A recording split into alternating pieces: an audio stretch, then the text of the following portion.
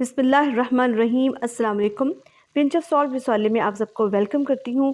आज बना रही हूँ बहुत ही ज़बरदस्त ब्रेड चिकन रोल्स और ये क्रिस्पी से टी टाइम स्नैक्स बहुत ही झटपट और जल्दी बन के तैयार होते हैं।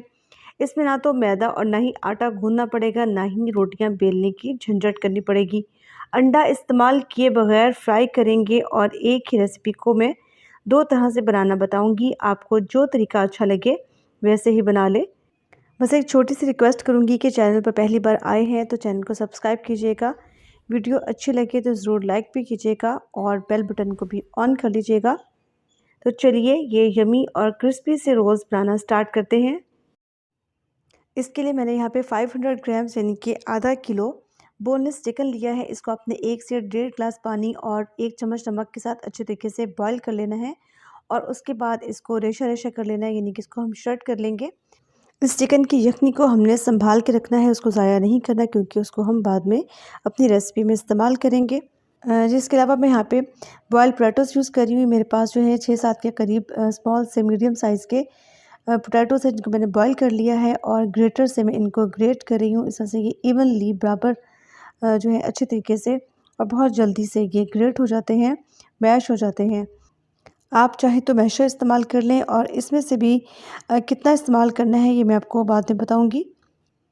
एक और मेन इंग्रेडिएंट जो है वो है जी ब्रेड के स्लाइसेस, जिनको कि मैंने दो दो करके चॉपर के अंदर मैंने इनको चॉप कर लिया है, चूरा बना लिया है। और व्यूअर्स, मेरे चैनल पे 3 बेहतरीन तरीक़ों के साथ ब्रेड क्रम्स बनाने की तफसीली वीडियो मौजूद है। आप चाहें तो वो देख सकते हैं, लिंक मैं डिस्क्रिप्शन में और आई बटन दोनों में दे दूँगी। ये बहुत अच्छे से बहुत जो है उम्दा किस्म के हमारे पास क्रम्स तैयार हो गए हैं। इनको हमने अपनी रेसिपी में यूज़ करना है और 6 के करीब जो है मैंने टोटल स्लाइसेस जो है इसमें इस्तेमाल किए हैं। किनारों के समेत मैंने इस्तेमाल किए हैं। आप भी इनके किनारे ज़ाया ना कीजिएगा, बल्कि किनारों के साथ ही इनको क्रम्स करके इसको इस रेसिपी में हम इस्तेमाल करेंगे।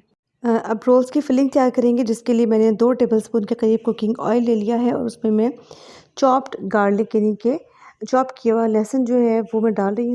ये 1.5 टेबलस्पून के करीब बनेगा। इसके अलावा मैं 5-6 हरी मिर्चों को बारीक चॉप करके इसमें शामिल कर रही हूँ और इसको अपने हल्का सा मिक्स कर लेना है। उसके बाद इसमें हम शामिल करेंगे जी प्याज, और प्याज को मैंने बारीक काट लिया है और एक मीडियम साइज़ की ये प्याज थी, इसको मैंने बारीक चॉप करके इसके अंदर शामिल कर दिया है। अब इसको हमने सौते कर लेना है 1 से 2 मिनट तक। इसको हम फ्राई कर लेंगे कि प्याज का कच्चापन जो है वो दूर हो जाए।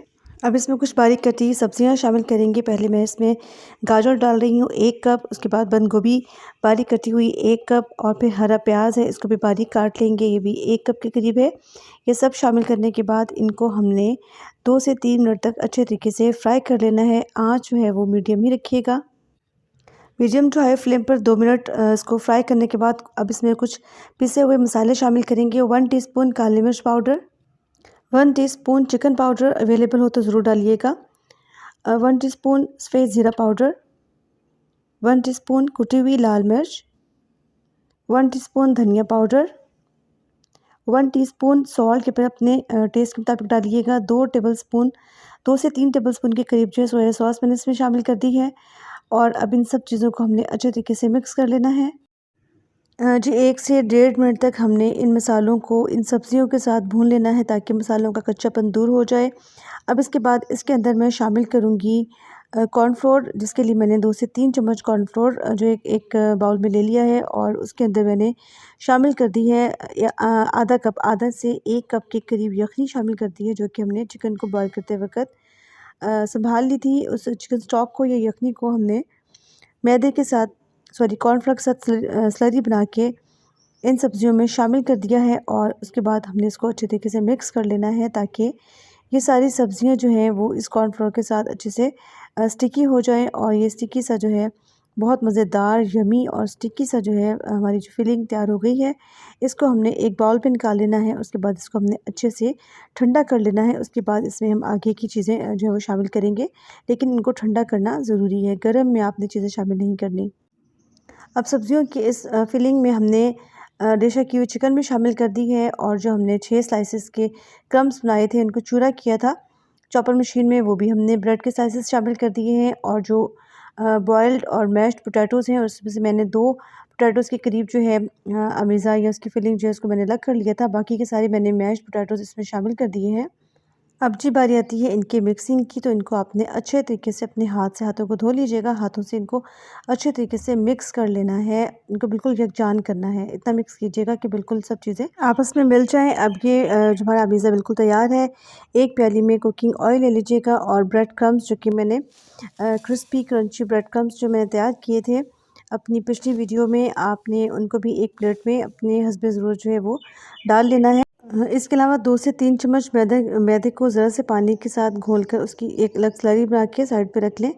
अब अपने हाथों को ऑयल से गीला करें, इनके हाथों पे हथेलियों पे ऑयल लगाएं क्योंकि ये अमेज़ा स्टिकी है, ये हाथों पे चिपकेगा। तो उसको इसे चिपकने से बचाने के लिए हाथों को ऑयली करके आप अपनी पसंद के साइज़ के तकरीबन 3 से 4 इंच के करीब जो है 2.5-3 इंच के करीब जो आपने ये रोल तैयार कर लेने हैं। जी बिल्कुल, इसी तरीके से सारे ही रोल्स हमने तैयार कर लिए हैं और ये तो हो गया एक तरीका, ठीक है। इसके बाद मैं आपको बताऊँगी कि आप इसके अंदर मज़ीद क्या इनोवेशन करेंगी, आप इसको एक और तरीके से कैसे तैयार करेंगी। आपने क्या करना है कि जो हमने मैदे की स्लरी बनाई है उसको उसमें इसको डिप करना है एक रोल को, और उसके बाद आपने इस पे ब्रेड क्रम्स लगा देने हैं और ब्रेड क्रम्स को थोड़ा-सा हाथों में लेके प्रेस कर दीजिएगा ताकि थोड़ा-सा इसके ऊपर सेट हो जाए। आप इसके लिए कांटे चम्मच का इस्तेमाल भी कर सकते हैं कि आपके हाथ जो है वो मेसी होने से बच जाए। और ये देखिए मैंने 2 तरह से इन रोल्स को तैयार कर लिया है। अब आप इनको इसी तरीके से जो है बिल्कुल फ्रीज़ कर सकते हैं। फ्रीज़ करने के लिए मैंने बहुत सारी वीडियोज़ में आपको बताया हुआ है कि किस तरीके से आप इनको फ्रीज़ करेंगे। जो ट्रांसपेरेंट शॉपिंग बैग होता है उसके पीसेस कट कर लें और उनको ऊपर नीचे बिछाते हुए इन सब रोल्स को किसी एयर टाइट डब्बे में डाल के फ्रीज़र में महफूज़ कर लें। और अब इनको फ्राई कैसे करना है उसका भी मैं आपको तरीका बता देती हूँ। व्यूअर्स, मैंने ये रोल्स तैयार करने के बाद इनको फ़ौरन ही फ्राई नहीं किया था बल्कि फ्रीज़ कर लिया था। और अब मैं आपको बता रही हूँ कि फ्रीज़ किए हुए रोल्स को आप कैसे फ्राई करेंगे।